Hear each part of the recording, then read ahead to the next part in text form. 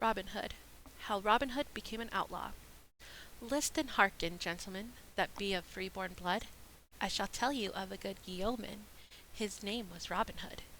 Robin was a proud outlaw, while as he walked on the ground, so courteous an outlaw as he was one, was never done else found.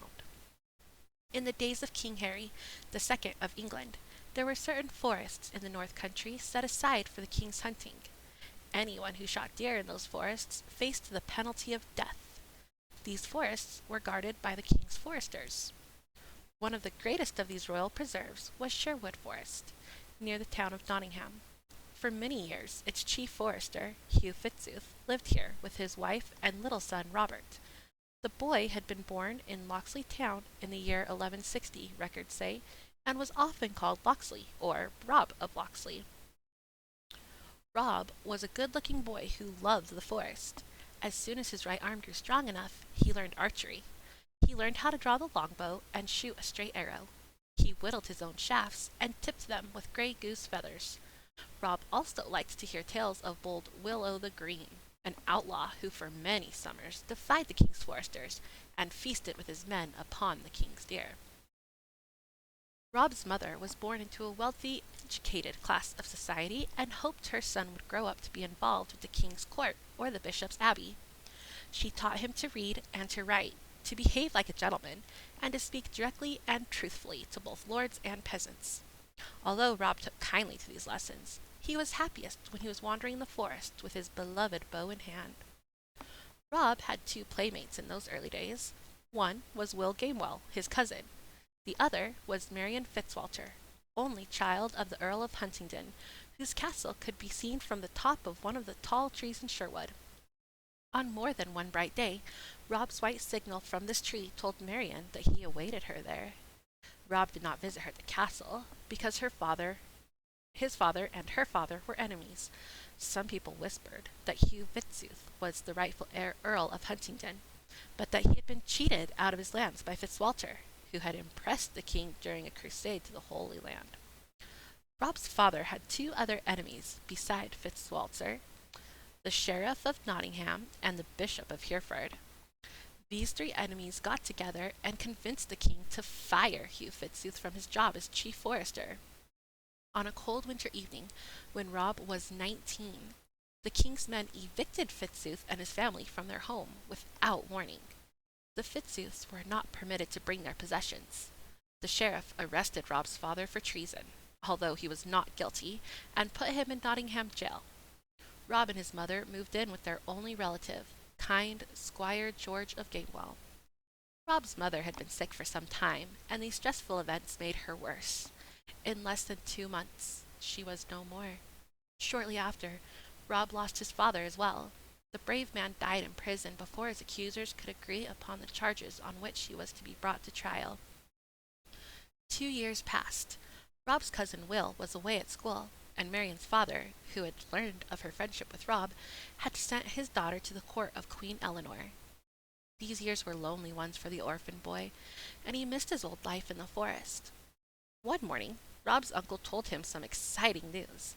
A festival was being held in Nottingham, and the festival would feature an archers' tournament. The best archers would be given jobs with the king's foresters, and the one who shot straightest of all would win a golden arrow. Rob's eyes sparkled. "'Tis indeed worth shooting for, uncle," he said, "and a place among the foresters is what I have long desired. Will you let me try?" "To be sure," rejoiced his uncle. "I know that your good mother would want me to make a clerk of you, but I see that the greenwood is where you will pass your days, so good luck to you." A few days later, Rob passed through Sherwood Forest on his way to Nottingham, whistling happily. He came upon a group of foresters eating huge slices of meat pie and washing them down with brown ale. With one glance at the leader, Rob knew that he had found an enemy. It was the man who had taken his father's place as chief forester and evicted Rob and his mother from their home. Rob would have gone on his way without a word, had not this man, clearing his throat with a huge gulp of ale, bellowed out, "By my word, here's a pretty little archer!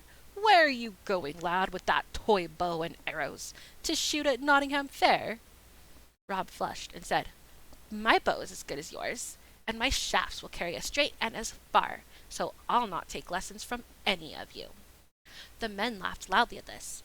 The chief forester presented a challenge to Rob: hit a target and receive 20 silver pennies, or miss the target and receive a beating. But Rob raised those stakes. He offered to give up his life if he missed the target.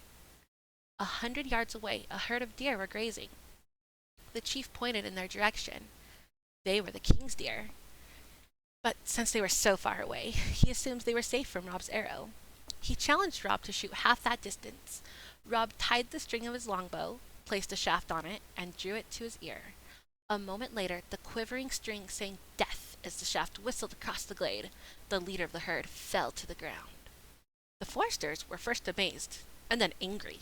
The chief was the angriest of all. "You have killed the king's deer, and by the laws of King Harry, you should pay with your head. Talk not to me of pennies, but get gone straight and let me not look upon your face again." Rob said furiously, "I have looked upon your face once too often already, you who wear my father's shoes." He turned and strode away. Red with rage, the chief seized his bow and launched an arrow at Rob. Fortunately, the chief's foot turned on a twig at that critical instant and affected his aim. As it was, the arrow whizzed by Rob's ear so closely that it took a strand of his hair with it. "Ha!" yelled Rob. "You shoot not so straight as I, for all your bravado. Take this from the toy bow." Rob's arrow hit the chief forester and killed him. Rob had avenged his father's death, but had become an outlaw. He ran into the woods.